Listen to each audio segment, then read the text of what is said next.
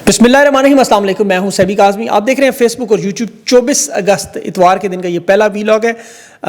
तज्जिया इसमें थोड़ा ज़्यादा होगा। ख़बरें पहले आपके सामने रख दूं।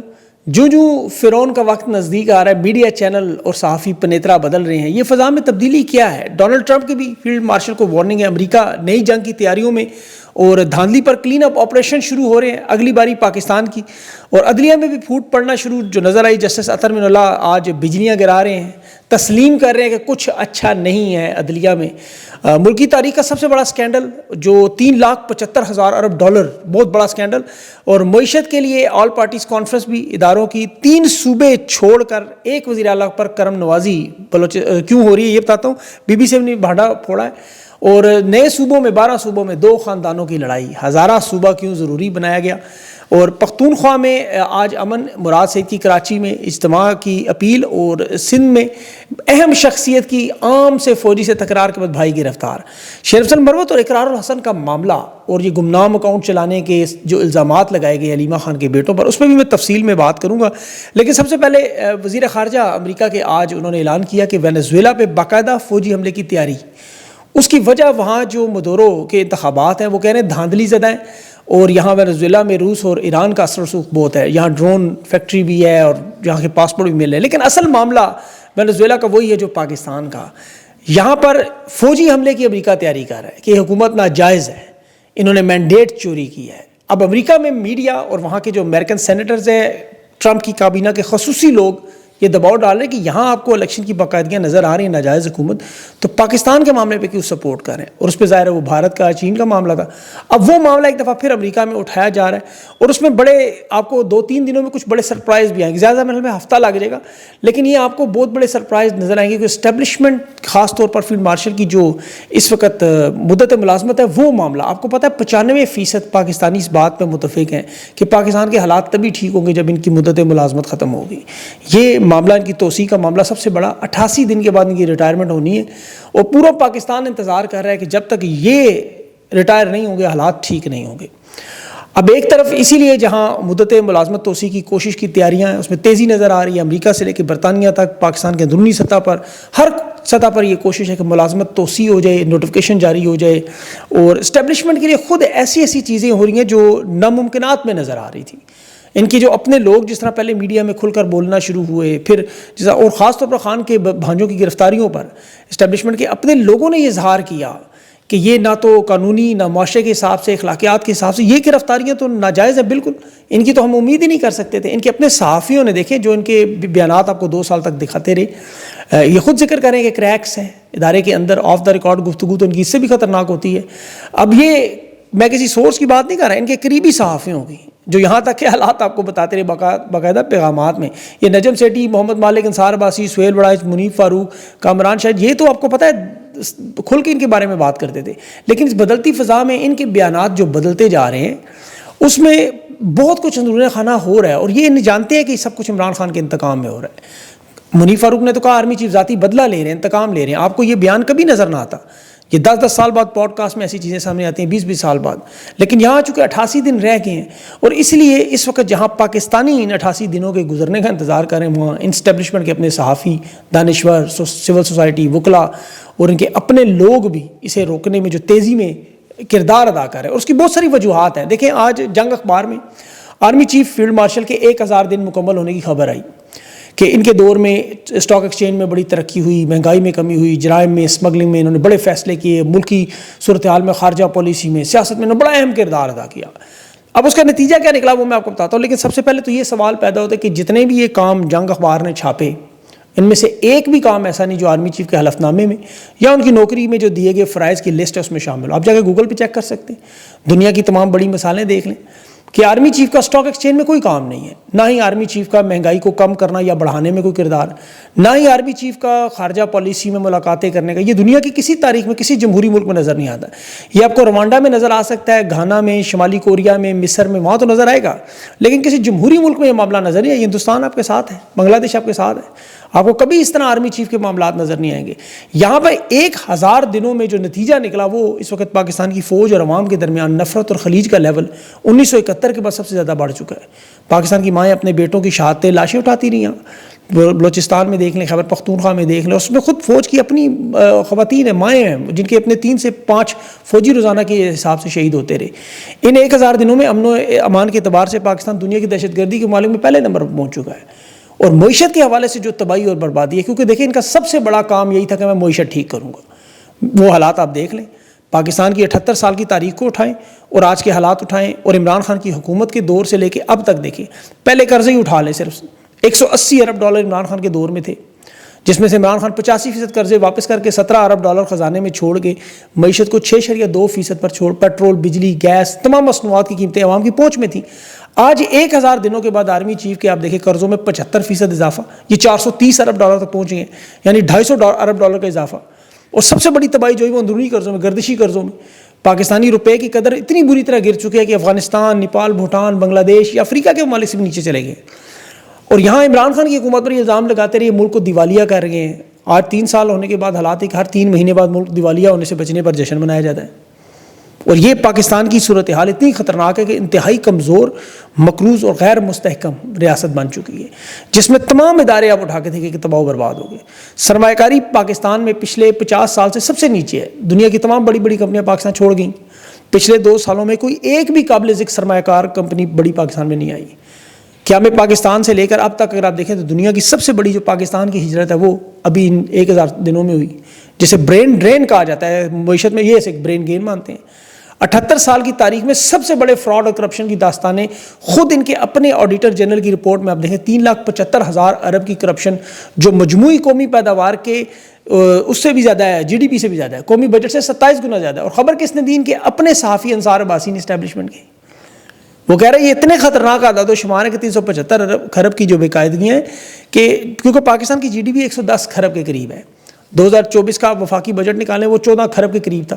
یہ اتنا بڑا بلنڈر, اتنا بڑا یہ ایسا لگتا ہے کہ حساب کتاب میں غلطی کوئی زیرو فالتو آگے پیچھے لگ گئے ہیں. لیکن چونکہ آڈیٹر جنرل کا دفتر ہے, وہاں ان سے پوچھے تو وہ کہتے ہیں ہمیں تو کوئی حیرانگی نہیں, یہ تو بالکل واقعی بجٹ کی کل رقم سے بہت زیادہ ہے. اور یہ صدر آصف زرداری نے منظور بھی کیا اور پارلیمنٹ کے سامنے رپورٹ بھی جانے والی ہے. ابھی جو پچھلی پنجاب کی آڈیٹر جنرل کی رپورٹ آئی اسے پارلیمنٹ نے وصول کرنے سے انکار لیا. وہ آپ نے دیکھے ہوں گے پلندے لگے ہوئے. تو آرمی چیف کے لائے ہوئے لوگوں کی جو کرپشن کی داستانیں ہیں وہ تو اس لیول پہ کہ بی بی سی کا حصہ بن رہی ہیں. مریم نواز کا جاپان کا جو دورہ ہے صرف اسے آپ اٹھا کے دیکھیں, جس میں کروڑوں روپیہ خرچ کیا گیا چند ٹک ٹاکر سہیلیوں کو, کنیزوں کو, ملازمین کو جو لے جا کے وہاں مساج کرانے والے, مالش کرنے والے مریم نواز کے بیگ اٹھانے والے تو الگ ہیں. یہ لوگ لے جا کے جاپان میں, جہاں جاپانی بھی حیران پریشان ہے کہ یہ دنیا کا کون سا امیر ترین ملک ہے بھائی جس کا اتنا بڑا وفد صرف مشوروں کے لیے, ہمارے کام دیکھنے کے لیے آ گیا. اگے چاچا وہ تھے وہ ٹیکنالوجی سیکھے گئے.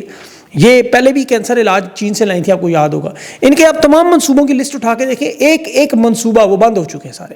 وہ اشتہار بنا, تصویر بنی, اس پہ بند. ایئر فورس کے جہاز کو ایک ٹیکسی بنایا ہوا ہے کمرشل فلائٹ کی بجائے. اور تینوں صوبوں میں جو تباہی و بربادی ہے, یہاں انہیں مال مفت دل بے رحم کی طرح لوٹایا جا رہا ہے. وجہ کیونکہ اسحاق ڈار وزیر خارجہ ہے, چچا ان کا وہ وزیر اعظم ہے, اور بھائی ان کے آپ کو پتہ ہے سارا معاملہ. اب پوری دنیا میں جس طرح گھمایا پھرایا جا رہا ہے, ان 1000 دنوں میں اتنی بڑی نائلیاں آئی ہیں کہ دیکھیں 12 صوبوں کی واردات بھی سامنے آئی. وہ کیا کہ جنید صفدر کے لیے الگ صوبہ بنا لیں تاکہ وزیر اعلیٰ کے لیے سیاست کے طور پہ وہاں تیار کیے جائیں. اور سندھ میں پیپلز پارٹی کا زور توڑنے کے لیے, بلیک میل کرنے کے لیے انہیں بلوچستان اور کے پی میں وسائل پر قبضے کے لیے یہ 2-3 خاندانوں کی اسٹیبلشمنٹ سے مل کے واردات. اور باقی صوبوں کی محرومی کا اندازہ آپ صرف اس سمیع دین بلوچ کے انٹرویو کی اس بات سے لگائیں کہ وہ کہتی ہے ہمیں رشک آتا ہے ان لوگوں پر جن پر اپنے پیاروں کی قبریں جن کے پاس ہیں, کیونکہ وہ زندہ لوگ نہیں مانگ رہے. وہ کہہ رہے ہیں ہمیں قبریں دیں, ہم وہاں جا کے کم از کم رو سکیں. ہمارے پاس تو کہتی ہیں یہ سہولت بھی نہیں ہے, ہمیں تو اپنے لوگوں کی لاشیں تک نہیں دی جاتی. تو یہ احساس محرومی ہے جس کا وہ جسٹس عطر من اللہ بھی چیخ کے ذکر کر رہا تھا کہ بلوچستان کی مائیں بہنیں بیٹیاں سڑکوں پر بیٹھی ہیں پاکستان کے سب سے بڑے صوبے کی رقبے کے اعتبار سے. انصاف کے یہ حالات ہے کہ سپریم کورٹ کا جج چیخ رہا ہے کہ ہم سب مجرم انسانی بنیادی حقوق کا نوٹس جو نہیں لے رہے, اور یہ واقعی ان کے ججز کی حلف میں شامل ہے. اگر یہ نوٹس نہ لیں تو قانونی اعتبار سے یہ مجرم ہے.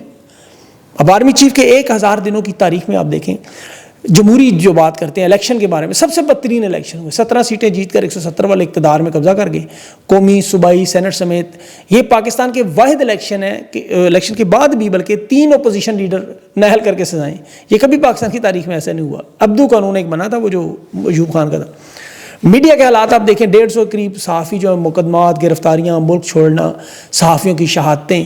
اور حالات یہ ہو گئے کہ ان کے اپنے صحافیوں کے اخبارات میں کالم اب نہیں لگتے. سہیل وڑائچ نے جنگ اخبار میں کالم لکھنا تھا، اس کی ویب سائٹ سے انہوں نے ہٹا دیا کیونکہ اس نے DGSPR کو جواب دیا، جنگ اخبار کو حکومت اس کا کالم. یہ حالات ہیں کہ اتنا بڑا وہ 50 سال کا صحافی تجربے والا، اس کا کالم ایک DGSPR نہیں لگنے دیتا. جو قدغن لگی ان تمام حالات میں، اور کوشش کیا ہے صرف اور صرف عمران خان کو مائنس کیا جائے. انہیں دیکھیں بڑی ایک سادہ سی میں ایک مثال دیتا ہوں اگر سمجھ جائیں. کراچی میں الطاف حسین، آپ کو پتہ ان کی سیاست جی، اسے مائنس نہیں کر سکے. وہ پاکستان میں موجود نہیں ہیں، وہ بیمار بھی ہیں، برطانیہ کی شہریت بھی لے چکے ہیں. لیکن میں دعوے سے کہتا ہوں آج کراچی میں الطاف حسین کو بلائیں، یہ MQM کی جتنی انہوں نے 2 نمبر جماعتیں وہ ساری کی ساری پیشاب کی طرح جھاگ کی طرح بیٹھ جائیں گی، الطاف حسین کے قدموں میں گر جائیں گی ساری. یہ میں آپ کو گارنٹی دیتا ہوں. یہ یہاں عمران خان کو مائنس کرنے کی بات کرتے ہیں، جس کی چاروں صوبوں بلکہ بنگلہ دیش ہندوستان تک عوامی لیڈر ہے. وہ عمران خان تو نہیں کہ ملک چھوڑ کر گیا نا، وہ تو نہ ڈیل کی، نہ جھکا، نہ بھکا، نہ بھاگا. تو یہ عوام اسے کیسے چھوڑ سکتی ہے؟ یہ مائنس کا تو سوچ بھی نہیں سکتے. اس وقت تو حالات یہ ہے کہ ہندوستان کا میڈیا جو عمران خان کا سب سے بڑا دشمن تھا، وہ بھی بولنے پہ مجبور ہو چکے ہیں کہ یہ جرأت اور مزاحمت کی سب سے بڑی جو ہے وہ ایک تاریخ بنا رہا ہے ڈیل نہیں کر کے. برصغیر کی کہ جہاں راجے مہاراجے بادشاہ انگریز یا مغل بادشاہ انگریز کے سامنے لیٹ جاتے تھے، خان کا گزرتا ہوا ہر دن جیل میں، یاد رکھیں ان کی سلطنت کے ادوار میں 1-1 سال کم کرتا جا رہا ہے. جتنا عرصہ خان جیل میں رہے گا، ان کا اگلا اقتدار پاکستان کے مستقبل میں نہیں ہوگا، یہ یاد رکھیں. اور عمران خان کی کوئی جیل یہ نواز شریف یا زرداری والی جیل تو ہے نہیں. عمران خان تو سوچ سمجھ کر جانتے بوجھتے جیل میں رہنے کا فیصلہ کر چکے تھے، اور یہ سارے پاکستان کو پتہ ہے. اس وقت عمران خان اگر 2 ووٹوں پر خاموش ہوتے، وقتی طور پر ملک سے سائڈ پہ ہو جاتے، آج وہ وزیر اعظم کے طور پر اقتدار میں ہوتے. لیکن عمران خان نے نہ اقتدار کے لیے نہ وزارت عظمیٰ کے لیے جنگ شروع کی. وہ جڑ سے اس غلیظ بدبودار نظام کو نکالنے کے لیے جو ایک واحد حل تھا کہ انہیں اپنی قربانی سے، اپنے خاندان کی قربانی سے دینا تھا.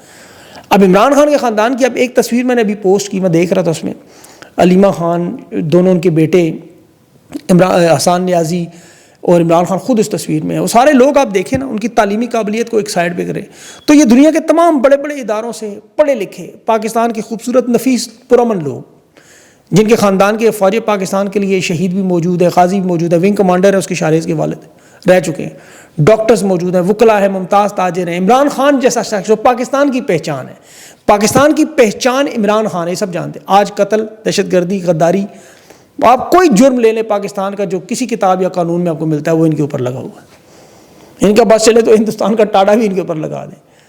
ابھی انہوں نے وہ شیر افضل مروت کے سورس کے ذریعے خبر تھی کہ علیمہ خان کے بیٹے جو ہے وہ نیمیسس اور بابا کوڈا، ڈیالہ والی بلی اور اس طرح کے اکاؤنٹ چلا رہے ہیں، وہ AI شرارتی وغیرہ. اب یہ بیانیہ تو اسی وقت ہی فوت ہو گیا. دیکھیں کہ ان کے جیل میں جانے کے بعد وہ اکاؤنٹ ٹاپ و ٹاپ نہ صرف چل رہے ہیں بلکہ ان اکاؤنٹ سے ٹویٹ میں انہوں نے شیر افضل مروت کا مذاق بھی اڑایا. مروت صاحب تو دیکھیں اپنی ذاتی انا اور بغض میں اس حد تک چلے گئے ہیں کہ ان کے قریبی لوگوں کا یہ دعویٰ ہے کہ یہ ممنوع اشیاء استعمال کرنے کی وجہ سے ان کا دماغ اب اس قابل نہیں رہا کہ سوچنے سمجھنے کی صلاحیتوں سے قاصر ہوگی. اور میں ان کے یہ بیانات جو آ رہے ہیں، ان کی جو موجودہ حرکتیں وہ دیکھ کے، کیونکہ یہ جو کوئی ذی شعور انسان ایسی باتیں نہیں کر سکتا جو یہ کر رہے ہیں، یا یہ ہیں. اور ایک وہ اقرار الحسن 41 سال کی اس کی عمر ہے، 3 اس کی بیویاں ہیں. اس ذہنی کیفیت کا وہ شکار ہے. مطلب کوئی اب سوچے کوئی تھوڑی سی بھی عقل رکھنے والا بندہ وہ اس لیول پر نہیں جاتا کبھی. یا تو یہ اللہ کی طرف سے مار پڑ رہی ہے، کیونکہ دیکھیں نا، اللہ لاٹھ نہیں مارتا مت مارتا، تو مت ان کی ماری کی. ورنہ یہ یا کوئی نشہ استعمال کرتے بڑے ہائی لیول کا. دیکھیں کوئی عام آدمی اس لیول کو کراس نہیں کرتا. جس طرح تو کسی کو طلاق یافتہ بیوی نہیں اپنے سابقہ خاوند کے بارے میں بات ہے جس طرح یہ کہہ رہے ہیں. تو یہ تو ایک تو سیاسی خودکشی تو وہ کر چکے ہیں اپنی، طریق انصاف سے نکالا جا چکا ہے. اب علیمہ خان پہ جو حرزہ سرائی ہے، یہ نے بڑی مہنگی پڑ لی ہے. لوگ انہیں آہستہ آہستہ آہستہ آہستہ وہ اس کیٹیگری میں ڈال رہے ہیں جس میں وہ عائشہ گولہ لئی تھیں یا وہ جواد وہ گانے والا، وہ اب اس طرح کے لوگ ہیں. باقی کوئی جو اکاؤنٹس پہ الزام لگے وہ سارے اکاؤنٹس ٹپ و ٹپ چل رہے ہیں.